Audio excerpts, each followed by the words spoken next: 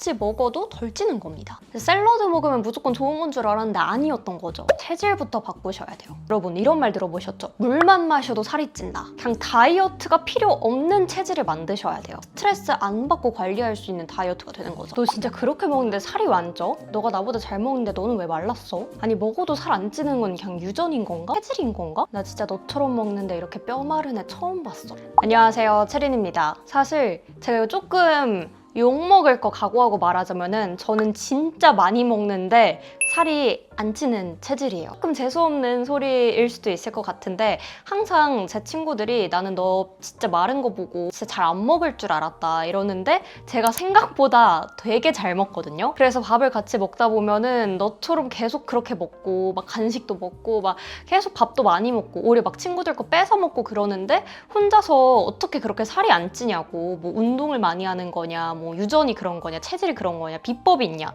이런 얘기를 친구들이 진짜 많이 물어보는데 진짜 솔직히 말씀드릴게요.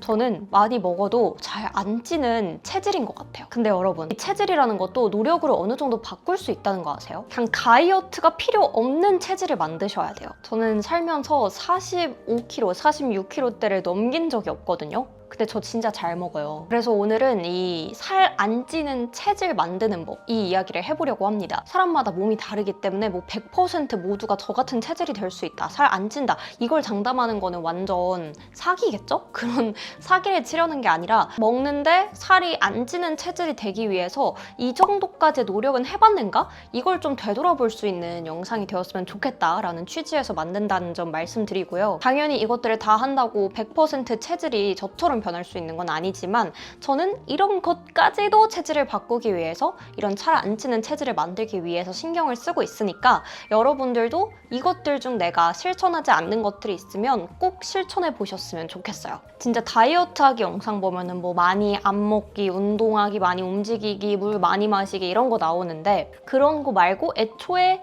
살 자체가 잘 붙지 않게 만드는 많이 먹으면서도 덜 찌게 만드는 좀 더 근본적이고 나름 의학적인 그런 이야기를 해보려고 해요. 첫 번째는 여성의 몸의 사이클을 이해하고 그거에 맞춰서 행동을 하는 거예요. 조금 더 어려운 말로 하자면 우리 여성의 몸은 이 생리 주기, 호르몬 수치에 따라서 그때그때마다 몸이 반응하는 사이클이 완전히 다르거든요. 예를 들면 대사율 이런 것도 진짜 살찌고 붓기에 영향을 많이 미치는데 이것도 호르몬 수치 사이클에 따라서 완전히 다르단 말이에요. 그런데 이렇게까지 우리 여성의 몸이 변덕이 심하고 사이클이 심한데 모든 사이클마다 똑같이 운동하고 똑같이 먹으면은 당연히 그 기간마다 편차가 생길 수밖에 없잖아요. 그래서 그 사이클, 기간별로 몸의 특징을 잘 이해하고 거기에 맞춰서 효과적으로 체질을 관리해주는 게 저는 포인트라고 생각해요. 배란기 전과 황체기 이 두 가지를 좀 나눠서 설명을 해보려고 하는데 이 배란기 전에는 에스트로겐이 그러니까 에겐요, 에겐음 할 때 그 에겐이 피크를 쳐요.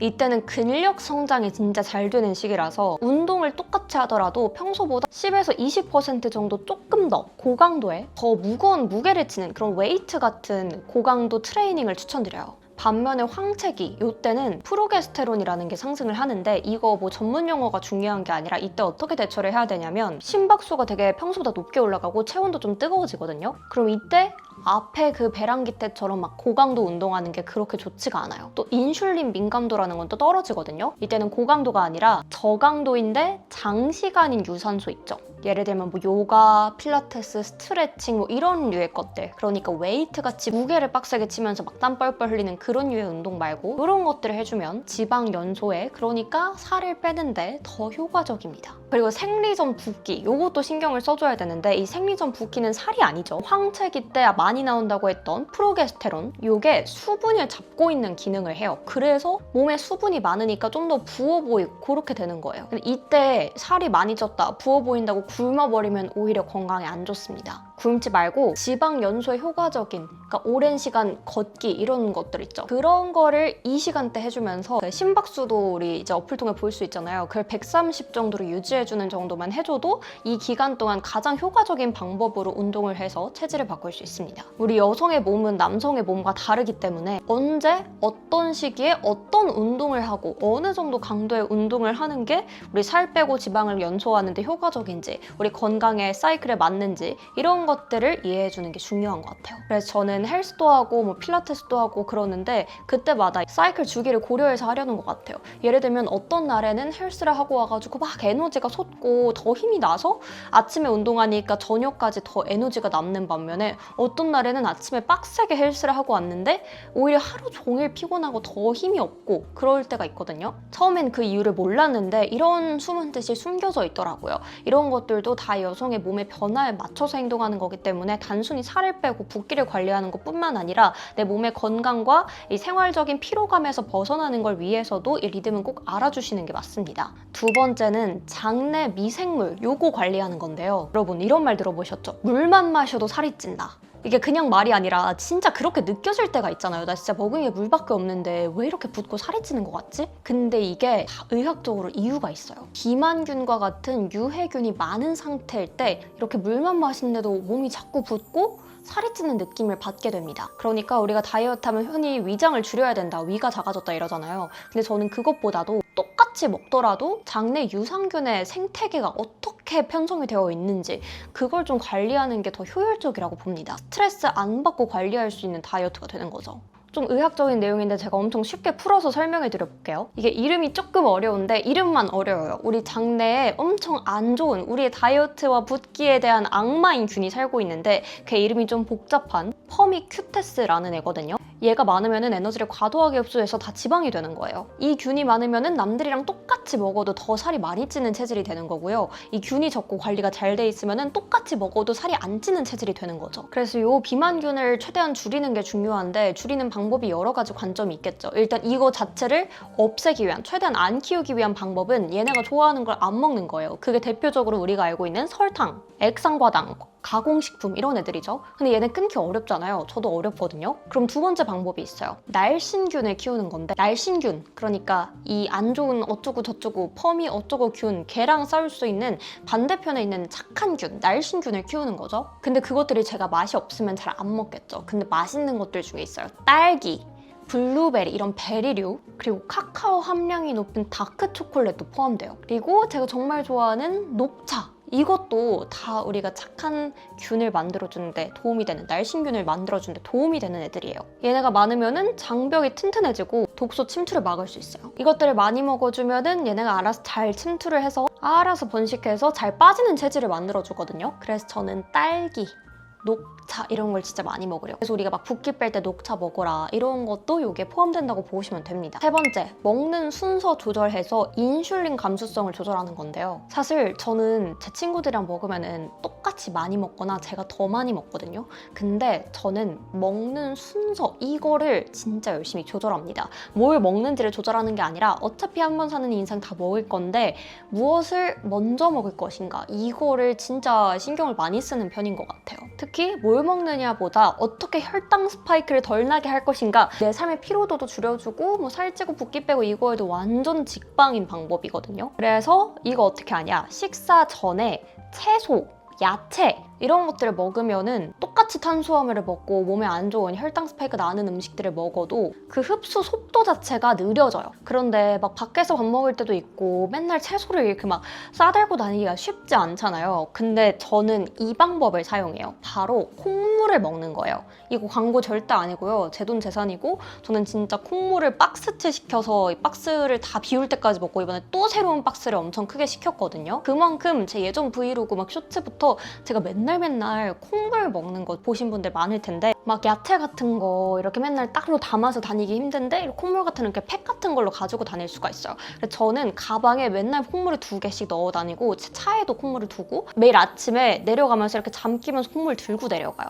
그렇게 해서 매 끼니 전에 콩물을 먹는 거예요. 그러면은 일단 포만감이 들어서 먹는 양 자체도 줄어들게 되고 단백질, 식이섬유 이거 진짜 피크거든요. 탄수화물 흡수되는 시간을 확 늦춰주는 거죠. 그래서 뭐 탄수화물 먹거나 밀가루 먹거나 해도 훨씬 나은 결과를 만들어냅니다. 그리고 이것도 단백질이기 때문에 근육량 유지해줘서 기초 대사량도 높아지고요. 콩물에 쳐서 먹으시더라도 설탕 들어간 것들 있죠. 그게 맛있는데 몸에 안 좋아요. 콩물을 먹는 의미가 없어지거든요. 그래서 콩물 중에 설탕이 없는 건지 꼭 체크해서 첨가물 없는 순수한 콩물 이거 잘 골라서 매일매일 이렇게 팩으로 들고 다니면서 어디 밥 먹기 전에 항상 먹기, 그리고 저는 가끔씩 밥을 막 일하느라고 못 먹게 될 때도 있는데요. 콩물이라도 꼭 먹습니다. 그래야지 뭐 그 다음에 너무 배고파가지고 폭식하게 되거나 막 디저트 찾거나 이런 게 확 줄어들더라고요.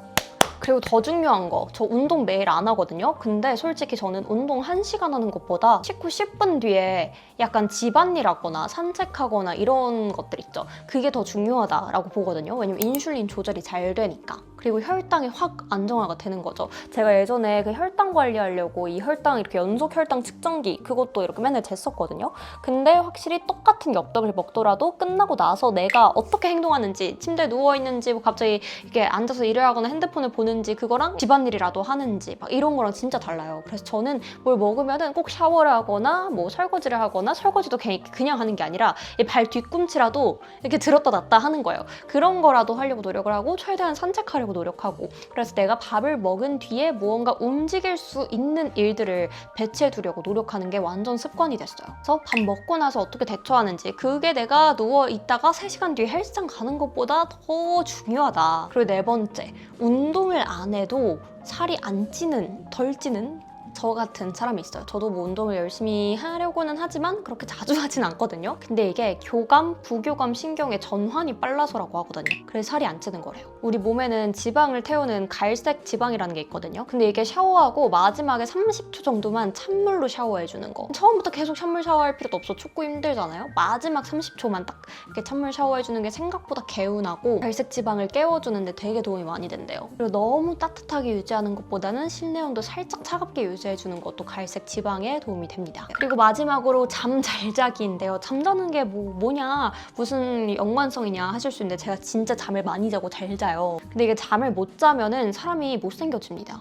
왜냐면 잠을 못 자면은 우리 몸은 비상사태 이렇게 생각해서 지방을 저장을 해둡니다. 근데 잠을 잘 자면 그럴 일이 없겠죠. 똑같이 먹어도 덜 찌는 겁니다. 네, 이렇게 제가 체질 자체를 살 안 찌는 체질로 만들 수 있는 방법들, 이걸 고민을 해보고 또 실천해보고 이제 진짜 습관처럼 제 몸에 익은 것들을 이야기를 드렸는데 사실 몇 개 더 있거든요.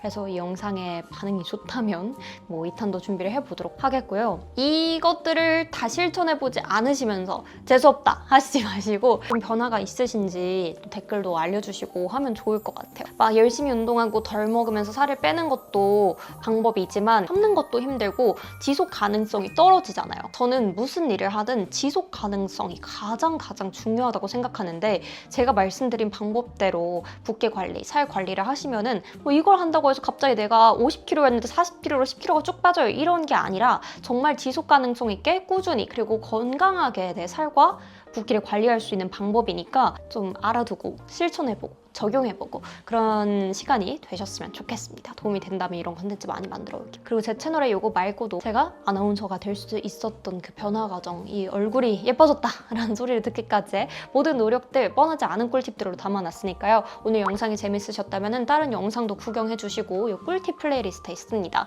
그리고 좋아요도 눌러주시고 구독도 해주시고 또 찾아와 주시면 감사하겠습니다. 안녕!